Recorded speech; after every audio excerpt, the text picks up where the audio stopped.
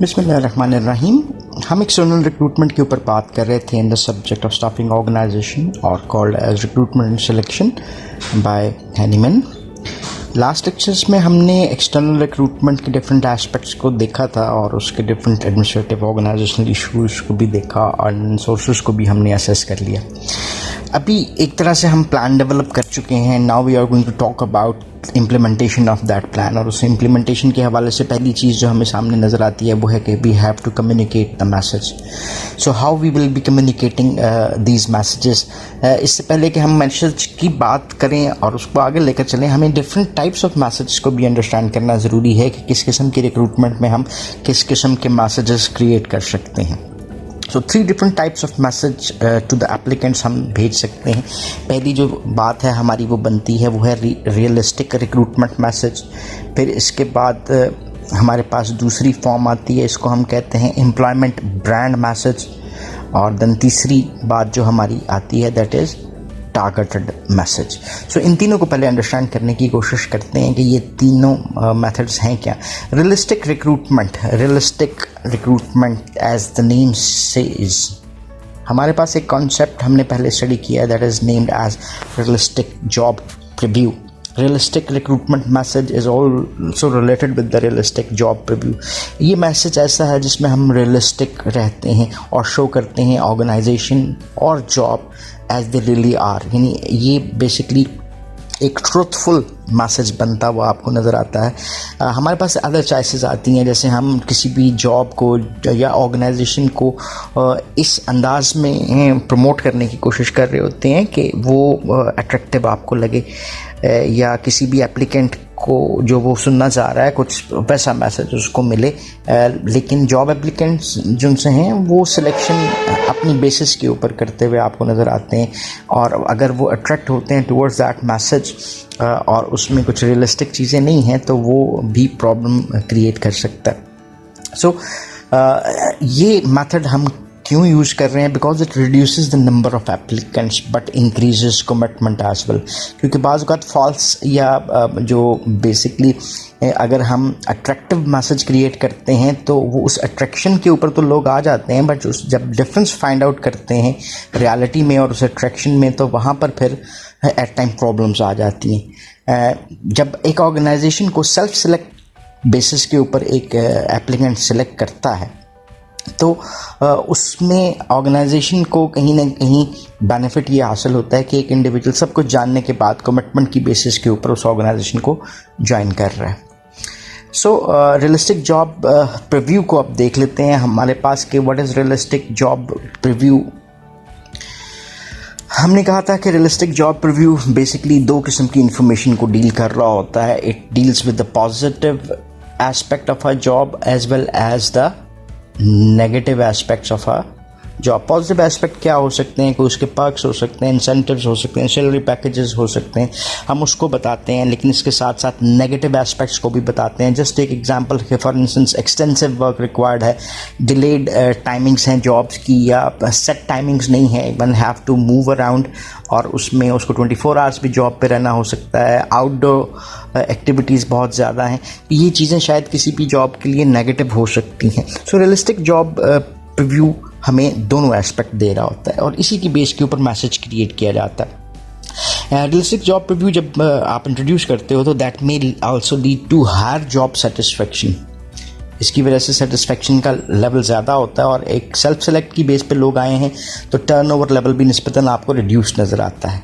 तो negative consequences आपको क्या नज़र आते हैं अगर हम ये वाला मैसेज यूज़ करते हैं जिसको हमने रियलिस्टिक रिक्रूटमेंट मैसेज कहा, is that there is slightly reduced ability to hire high quality applicants because they have more opportunities as well. Because आपने दोनों एस्पेक्ट्स इन्फॉर्मेशन के लिए दिए तो at time high quality applicants के मामले में आप सफ़र कर सकते हैं। रिसर्च भी इस चीज़ को सपोर्ट करती है कि realistic job preview should be given verbally and that is probably best to reserve their use for later in the recruitment process. So research at time इसको सपोर्ट करती हुई आपको दिखाई देती है कि आप वर्बल मैसेज आरजेपी की कॉन्टेक्स्ट में यूज़ कर लें और बाकी जो रिक्रूटमेंट प्रोसेस आपका चलता है, आगे इंटरव्यूज़ होते हैं तो उसमें आप इसको फर्दर एक्सप्लेनेशन की तरफ भी लेकर जा सकते हैं। ये तो हो गया जी हमारा पहला मेथड जिसमें हमने रियलिस्टिक मैसेज दिया है एप्लीकेंट्स को। दूसरा मेथड हमारे पास बनता है जिसको हम कहते हैं एम्प्लॉयमेंट ब्रांड मैसेज, या इसको हम अट्रैक्टिव मैसेज भी कह सकते हैं। अट्रैक्टिव इसलिए हम कह रहे हैं, और दूसरा वर्ड एम्प्लॉयमेंट ब्रांड इसलिए यूज़ किया जा रहा है, that is a concept based upon employer branding. अब आप लोग भी थोड़ा सा परेशान होंगे कि ब्रांड और ब्रांडिंग का लफ्ज़ basically this is a word which belongs to the concept of marketing, और फिलिप कॉटलर और डिफरेंट मार्केटिंग के कुछ और ऑथर्स हैं जो कि इसको डिटेल करते हैं और वहीं पे हम इसको सुनते भी हैं। तो why it is used in human resource management. So employment branding या एम्प्लॉयर ब्रांडिंग का कॉन्सेप्ट ये डील करता है कि हम एज एन एम्प्लॉई, कह रहा हूँ एम्प्लॉयर या एज एन ऑर्गेनाइजेशन, अपने आप को एज अ ब्रांड शो करने की कोशिश करें, that people select us for the jobs. So if we will promote ourselves in appropriate manner, तो लोग अट्रैक्ट होंगे हमारी तरफ, और उसकी बेस के ऊपर हम एक लार्ज एप्लीकेंट पूल भी डेवलप करना चाहें तो कर सकते हैं।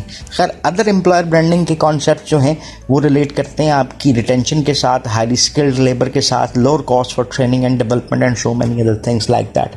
सो अभी देखते हैं एम्प्लॉयमेंट ब्रांड मैसेज है क्या। An employment brand message is used when organization want to portray an appealing message to potential applicants.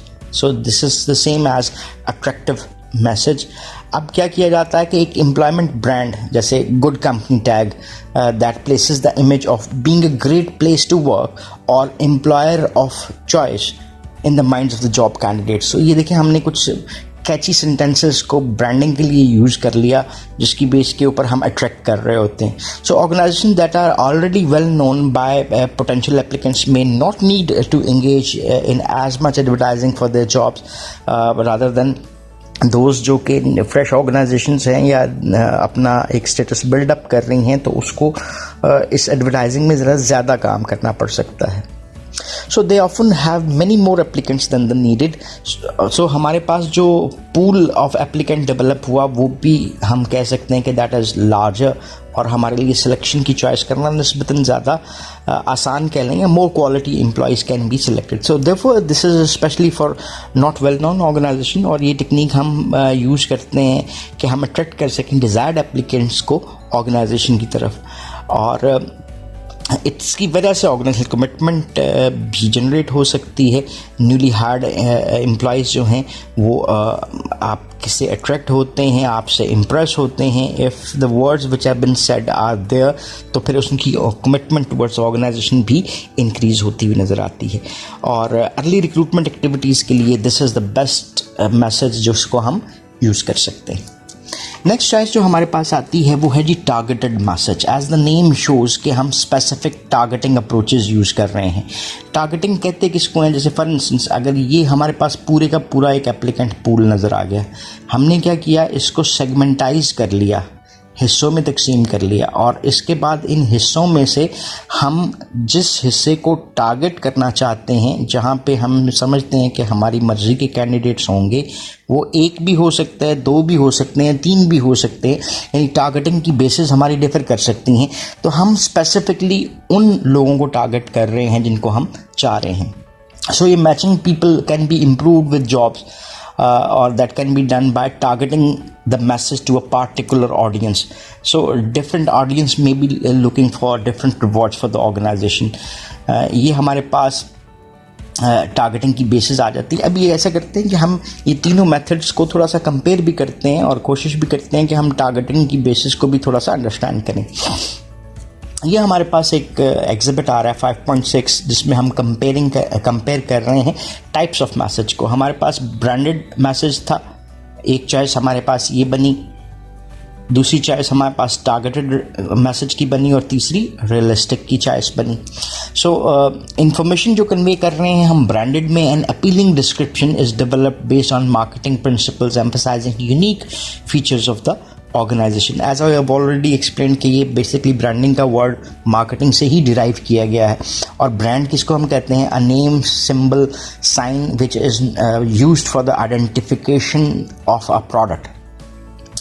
और इसमें हमारे पास एप्लीकेंट रिएक्शंस क्या आ सकते हैं। Positive view of the organization आपको हासिल होता है, दूसरा आपके पास increased intention to apply for the job वो होती है, एंड बेटर आपको information about benefits of the job भी मिलता हुआ नज़र आता है। पोटेंशियल ड्रॉबैक्स क्या हो सकते हैं? Overly positive message may result in employee dissatisfaction after hire. ये बेसिकली रिलेट करता है एम्प्लॉय की किससे? एक्सपेक्टेशंस से।